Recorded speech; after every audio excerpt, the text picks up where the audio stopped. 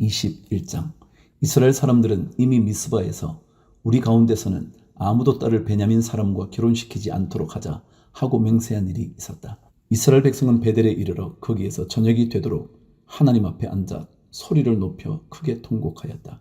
그들은 울부짖었다. 주 이스라엘의 하나님, 어찌하여 이런 일이 이스라엘에서 일어났습니까? 오늘 한 지파가 끝내 이스라엘에서 없어지고 말았습니다. 다음 날 아침이 되자 백성은 일찍 일어나 거기에 한 제단을 쌓고 번제와 화목제를 드렸다. 그런 다음에 이스라엘 자손은 이스라엘 모든 지파 가운데서 어느 지파가 주님 앞에 모인 그 총회에 참석하지 않았는지 알아보았다. 누구든지 미스바에 올라와서 주님 앞에 나아오지 않으면 죽이기로 굳게 맹세하였기 때문이다. 이스라엘 자손은 그들의 동기 베냐민 자손에 대하여 측은한 마음이 생겨서 오늘 이스라엘에서 지파 하나가 없어져 버렸다.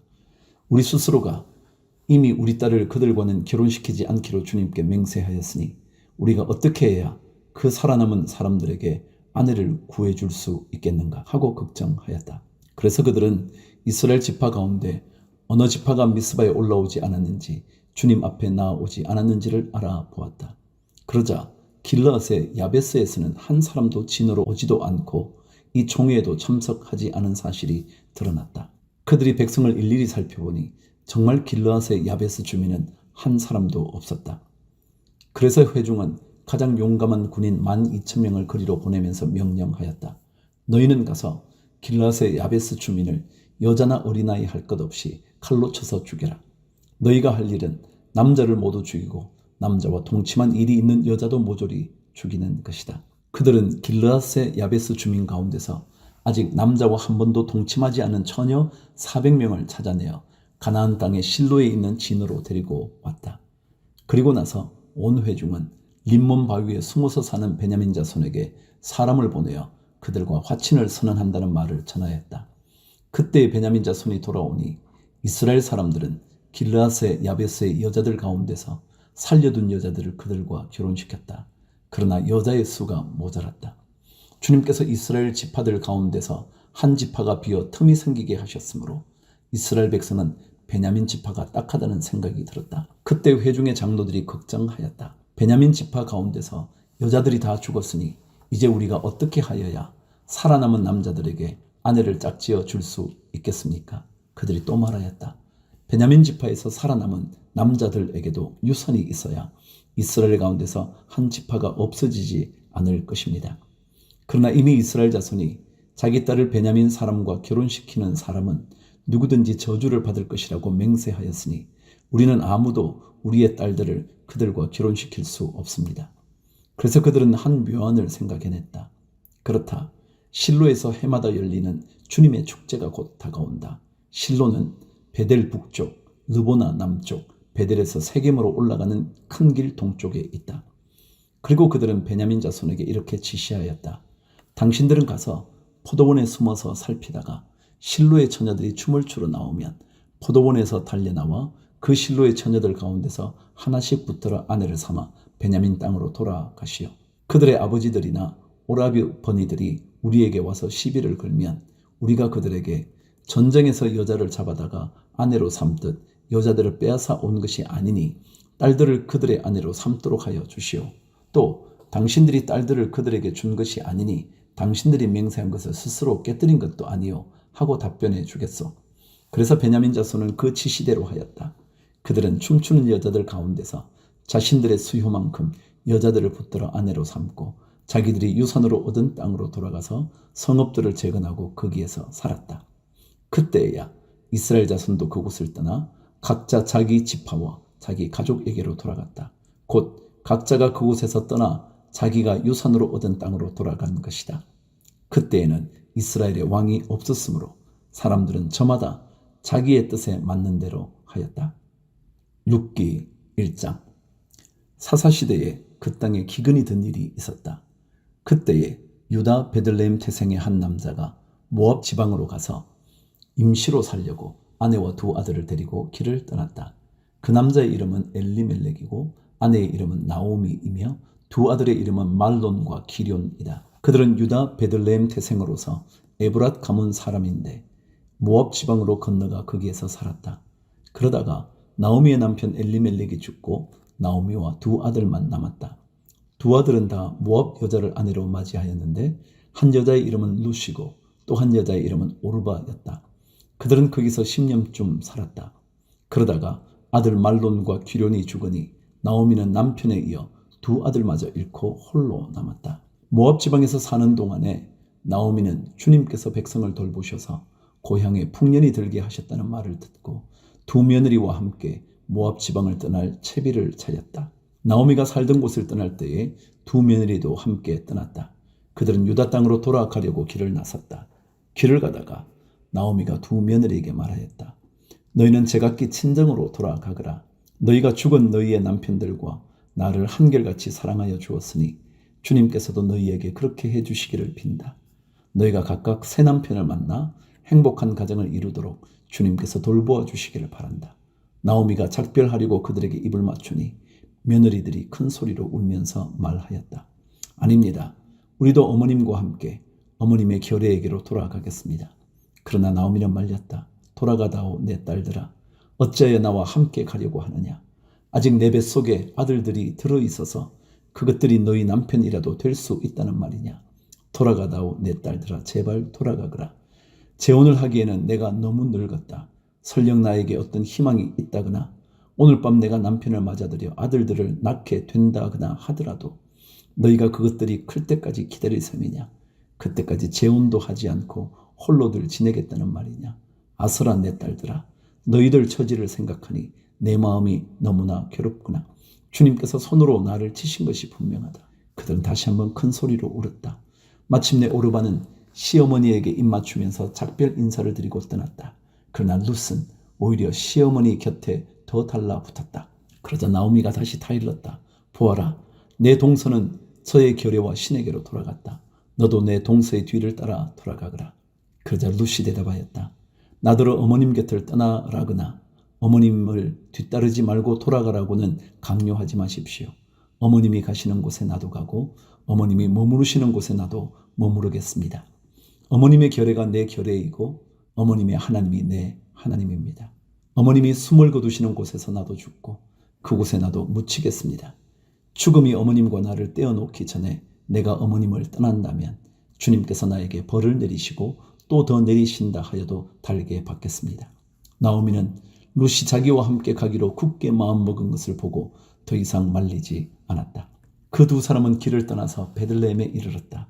그들이 베들레헴에 이르니 온 마을이 떠들썩하였다. 아낙네들이 이게 정말 나오미인가 하고 말하였다. 나오미가 그들에게 대답하였다. 나를 나오미라고 부르지들 마십시오. 전능하신 분께서 나를 몹시도 괴롭게 하셨으니 이제는 나를 마라라고 부르십시오.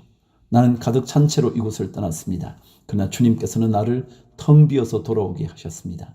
주님께서 나를 치시고 전능하신 분께서 나를 불행하게 하셨는데 이제 나를 나오미라고 부를 까닭이 어디에 있겠습니까? 이렇게 하여 나오미는 모압 여인인 며느리 룻과 함께 모압 지방에서 돌아왔다. 그들이 베들레헴에 이르렀을 때는 보리를 거두기 시작할 무렵이었다. 2장. 나오미에게는 남편 쪽으로 친족이 한 사람 있었다. 그는 엘리멜렉과 집안간으로서 재력이 있는 사람이었다. 그의 이름은 보아스이다. 어느 날 모압 여인 룻이 나오미에게 말하였다. 밭에 나가볼까 합니다. 혹시 나에게 잘 대하여 주는 사람을 만나면 그를 따라다니면서 떨어진 이삭을 주울까 합니다. 나오미가 룻에게 대답하였다. 그래, 나가보아라. 그리하여 룻은 밭으로 나가서 곡식 거두는 일꾼들을 따라다니며 이삭을 주었다. 그가 간 곳은 우연히도 엘리멜렉과 집안간인 보아스의 밭이었다. 그때 마침 보아스가 베들레헴 성읍에서 왔다. 그는 주님께서 자네들과 함께 하시기를 비내 하면서 곡식을 거두고 있는 일꾼들을 격려하였다. 그들도 보아스에게 주님께서 주인 어른께 복을 베푸시기 바랍니다 하고 인사하였다. 보아스가 일꾼들을 감독하는 젊은이에게 물었다. 저 젊은 여인은 네 집 아낙인가? 일꾼들을 감독하는 젊은이가 대답하였다. 저 젊은 여인은 나오미와 함께 모압 지방에서 돌아온 모압 사람입니다. 일꾼들의 뒤를 따라다니면서 곡식단 사이에서 떨어진 이삭을 줍도록 허락해달라고 하더니 아침부터 와서 지금까지 저렇게 서 있습니다. 아까 여기 밭집에서 잠깐 쉬었을 뿐입니다. 보아스가 룻에게 말하였다. 여보시오 세덱, 내가 하는 말을 잘 들으시오. 이삭을 주우려고 다른 밭으로 가지 마시오. 여기를 떠나지 말고 우리 밭에서 일하는 여자들을 바싹 따라다니도록 하시오. 우리 일꾼들이 곡식을 거두는 밭에서 눈길을 돌리지 말고 여자들의 뒤를 따라다니면서 이삭을 줍도록 하시오. 젊은 남자 일꾼들에게는 덱을 건드리지 말라고 단단히 일러두겠소. 목이 마르거든 주저하지 말고 물단지에 가서 젊은 남자 일꾼들이 길어다가 둔 물을 마시도록 하시오. 그러자 룻은 엎드려 이마를 땅에 대고 절을 하면서 보아스에게 말하였다. 저는 한낱 이방 여자일 뿐인데 어찌하여 저 같은 것을 이렇게까지 잘 보살피시고 생각하여 주십니까? 보아스가 룻에게 대답하였다. 남편을 잃은 뒤에 덱이 시어머니에게 어떻게 하였는지를 자세히 들어서 다 알고 있어. 덱은 친정아버지와 어머니를 떠나고 태어난 땅을 떠나서 엊그제까지만 해도 알지 못하던 다른 백성에게로 오지 않았어. 덱이 한 일은 주님께서 갚아 주실 것이요. 이제 덱이 주 이스라엘의 하나님의 날개 밑으로 보호를 받으러 왔으니 그분께서 덱에게 넉넉히 갚아 주실 것이요. 룻이 대답하였다. 어른께서 이토록 잘 보살펴 주시니 몸둘 바를 모르겠습니다. 어른께서 거느리고 계신 여종들 축에도 끼지 못할 이 종을 이처럼 위로하여 주시니 보잘것없는 이 몸이 큰 용기를 얻습니다. 14절 먹을 때가 되어서 보아스가 그에게 말하였다. 이리로 오시오. 음식을 듭시다. 빵 조각을 초에 찍어서 드시오. 룻이 일꾼들 옆에 앉으니 보아스는 그 여인에게 볶은 곡식을 내주었다. 볶은 곡식은 룻이 배불리 먹고도 남았다. 룻이 이삭을 주우러 가려고 일어서자 보아스가 젊은 남자 일꾼들에게 일렀다. 저 여인이 이삭을 주울 때에는 곡식단 사이에서도 줍도록 하게. 자네들은 저 여인을 괴롭히지 말게. 그를 나무라지 말고 오히려 단에서 조금씩 이삭을 뽑아 흘려서 그 여인이 줍도록 해주게. 룻은 저녁 때까지 밭에서 이삭을 주었다. 주운 이삭을 떠니 보리가 한 에바쯤 되었다. 룻은 그것을 가지고 성읍으로 돌아갔다. 룻은 주워온 곡식을 시어머니에게 내보였다. 배불리 먹고 남은 볶은 곡식도 꺼내서 드렸다. 시어머니가 그에게 물었다. 오늘 어디서 이삭을 주웠느냐? 어디서 일을 하였느냐? 너를 이처럼 생각하여 준 사람에게 하나님이 복을 베푸시기를 바란다.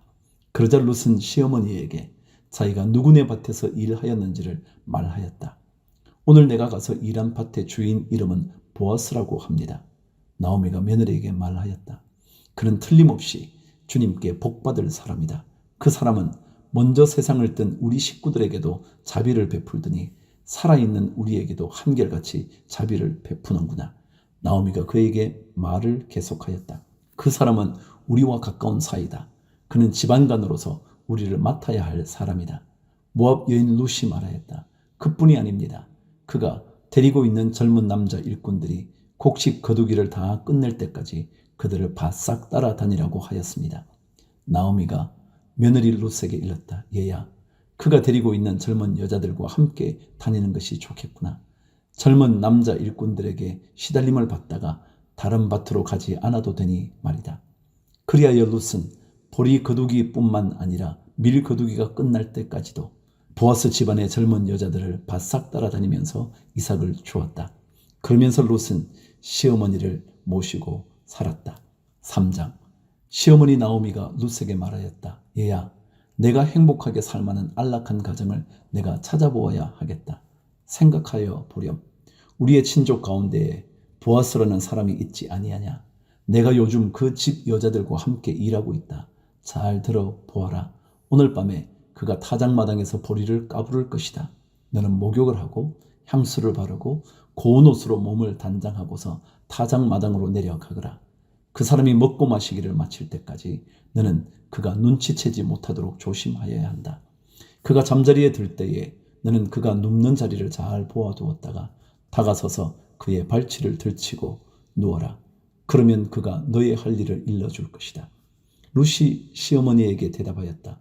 어머님께서 일러주신 대로 다 하겠습니다. 그는 타작마당으로 내려가서 시어머니가 시킨 대로 다 하였다. 보아스는 실컷 먹고 마시고 나서 흡족한 마음으로 낫가리 곁으로 가서 누웠다. 룻이 살그머니 다가가서 보아스의 발치를 들치고 누웠다. 한밤중이 되었을 때에 보아스는 으시시 떨면서 돌아 눕다가 웬 여인이 자기 발치기에 누워있는 것을 보고 깜짝 놀라면서 누구요? 하고 물었다. 룻이 대답하였다. 어른의 종 룻입니다. 어른의 품에 이 종을 안아 주십시오. 어른이야말로 집안 어른으로서 저를 맡아야 할 분이십니다. 보아스가 룻에게 말하였다. 이봐요 룻, 그대는 주님께 복받을 여인이요. 가난하든 부유하든 젊은 남자를 따라 감직한데 그렇게 하지 않으니 지금 그대가 보여준 가력한 마음씨는 이제까지 보여준 것보다 더욱더 값진 것이요. 이제부터는 걱정하지 마시오. 룻, 그대가 바라는 것이라면 무엇이든지 다 들어주겠소. 그대가 정숙한 여인이라는 것은 온 마을 사람들이 다 알고 있어. 내가 지반간으로서 그대를 맡아야 할 책임이 있다는 것은 틀림없소. 하지만 그대를 맡아야 할 사람으로 나보다 더 가까운 친족이 한 사람 있어. 오늘 밤은 여기서 지내고 날이 밝거든 봅시다. 그가 지반간으로서 그대를 맡겠다면 좋소. 그렇게 하도록 합시다. 그러나 그가 그렇게 하지 않겠다면 그때에는 내가 그대를 맡겠소. 이것은 내가 살아계신 주님을 두고 맹세하는 것이요. 아침까지 여기 누워 있으시오. 룻은 새벽녘까지 그의 발치에 누워 있다가 서로 얼굴을 알아보기 어려운 이른 새벽에 일어났다. 이것은 보아스가 그 여인이 타작마당에 와서 있었다는 것을 남들이 알아서는 안 된다고 말하였기 때문이다. 보아스가 말하였다. 걸치고 있는 겉옷을 이리 가지고 와서 펴서 꼭 잡으시오. 보아스는 룻이 겉옷을 펴서 잡고 있는 동안 부리를 6번 되어서 그에게 입어주고는 성읍으로 돌아갔다. 룻이 시어머니에게 돌아오니 시어머니가 물었다. 얘야 어찌 되었느냐? 룻은 그 남자가 자기에게 한 일을 시어머니에게 낱낱이 말하고 덧붙여서 말하였다. 6번이나 되어서 준 이 보리는 어머님께 빈손으로 가서는 안 된다고 하면서 바로 그가 손수 담아준 것입니다. 그러자 시어머니가 일렀다. 얘야, 일이 어떻게 될지 확실해질 때까지 너는 가만히 기다리고 있거라. 아마 그 사람은 지금쯤 가만히 있지 않을 거다. 이 일을 마무리 짓는데 오늘을 넘기지 않을 것이다. 4장. 보아스가 성문위 회관으로 올라가서 앉아있는데 그가 마르던 집안간으로서의 책임을 져야 할 바로 그 사람이 마침 지나가고 있었다. 보아스가 그에게 여보시오, 이리로 좀 올라와서 앉으시오 하고 말하였다. 그러자 그가 올라와서 앉았다. 보아스는 성읍 원로 10사람을 청하여 그 자리에 함께 앉도록 하였다. 그 사람이 모두 자리에 와서 앉자 보아스가 집안간으로서 책임을 져야 할 사람에게 말하였다. 모압 지방에서 돌아온 나오미가 우리의 친족 엘리멜렉이 가지고 있는 밭을 팔려고 내놓았소. 나는 이 사실을 분명히 알려드리오. 여기 앉아 계시는 분들과 우리 마을 어른들께서 보시는 앞에서 나는 당신이 그 밭을 사라고 말씀드리오. 당신이 집안간으로서의 책임을 지겠다면 그렇게 하시오. 그러나 집안간으로서의 책임을 지지 않겠다면 그렇게 하지 않겠다고 분명히 말하여 주시오. 당신이 집안간으로서의 책임이 있는 첫째 사람이요. 나는 그 다음이요. 그러자 그가 대답하였다. 내가 집안간으로서의 책임을 지겠소. 보아스가 다시 말하였다. 그렇다면 나오미의 손에서 그 밭을 사는 날로 고인의 아내인 모압 여인 룻도 아내로 맞아들여야 하오. 그렇게 하여야만 그가 물려받은 그 유산이 고인의 이름으로 남게 될 것이요. 그러자 집안간으로서의 책임이 있는 그 사람이 말하였다.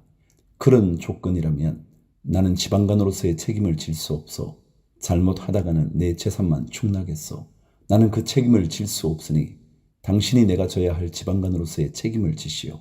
옛적의 이스라엘에는 유산매매나 물물교환과 같은 일을 법적으로 분명히 할 때에는 한쪽 사람이 다른 한쪽 사람에게 자기의 신을 벗어서 주는 관습이 있었다. 이스라엘에서는 이렇게 함으로써 일이 확정된다는 증거를 삼았다. 집안간으로서의 책임이 있는 그 사람이 보아스에게 당신이 사시오 하면서 자기의 신을 벗어 주었다. 그러자 보아스가 원로들과 온 마을 사람들에게 선언하였다. 여러분은 오늘 이 일의 증인입니다. 나는 엘리멜렉이 가지고 있던 모든 것과 기럨과 말론이 가지고 있던 모든 것을 나오미의 손에서 사겠습니다. 나는 말론의 아내인 모압 여인 룻도 아내로 맞아들여서 그 유산이 고인의 이름으로 남아 있도록 하겠습니다. 그렇게 하여 고인의 이름이 그의 고향 마을에서도 끊어지지 않고 친족들 사이에서도 끊어지지 않도록 하겠습니다. 여러분은 오늘 이 일의 증인입니다. 그러자 성문위 회관에 모인 온 마을 사람들과 원로들이 대답하였다. 우리가 증인입니다.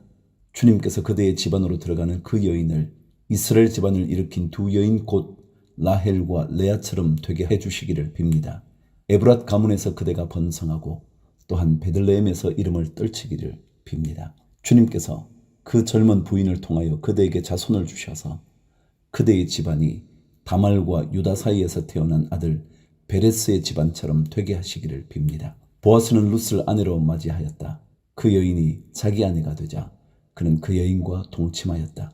주님께서 그 여인을 보살피시니 그가 임신하여 아들을 낳았다. 그러자 이웃 여인들이 나오미에게 말하였다. 주님께 찬양을 드립니다. 주님께서는 오늘 이 집에 자손을 주셔서 대가 끊어지지 않게 하셨습니다. 그의 이름이 이스라엘에서 늘 길이어지기를 바랍니다.